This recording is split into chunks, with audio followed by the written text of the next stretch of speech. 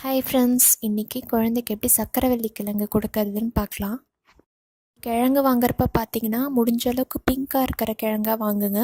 அதே மாதிரி கொஞ்சம் ஹோல்ஸ் இருக்கிற மாதிரி தண்ணி வர மாதிரி இருந்துச்சுன்னா அதை வாங்காதீங்க. உங்கள் குழந்தையோட இம்யூனிட்டி பவர் அதிகப்படுத்தும். அதே சமயம் உங்கள் குழந்தைக்கு எப்பயாச்சும் சளி இருந்தால் அந்த டைமில் கூட நீங்கள் இந்த கிழங்கு கொடுக்கலாம். இப்போ இந்த கிழங்கு நல்லா நீங்கள் தண்ணியில் வாஷ் பண்ணிக்கோங்க. சில பேர் பார்த்திங்கன்னா தோல் சீவிட்டு வேக வைப்பாங்க, அப்படி பண்ண வேண்டாம். இந்த கிழங்கு பார்த்திங்கன்னா நம்ம வேக வச்சுட்டு அதுக்கப்புறமா தான் தோல் எடுக்கணும். நீங்கள் இதை எப்படி வேணாலும் வேக வைக்கலாம்.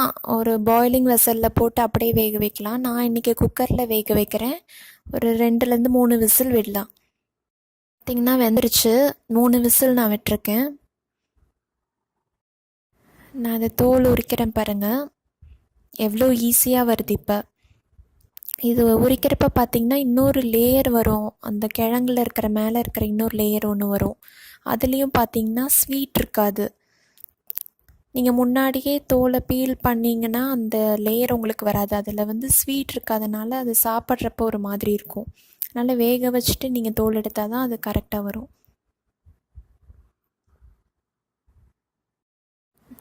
எவ்வளோ ஈஸியாக வருது பாருங்கள். இப்போ இது நல்லா வெந்துருச்சு. இதை அப்படியே நம்ம மேஷ் பண்ணி குழந்தைக்கு கொடுக்கலாம். இதுலேயே ஸ்வீட் இருக்கனால வேறு எதுவுமே நீங்கள் ஆட் பண்ண வேண்டாம். அப்படியே ரொம்பவே நல்லாயிருக்கும்.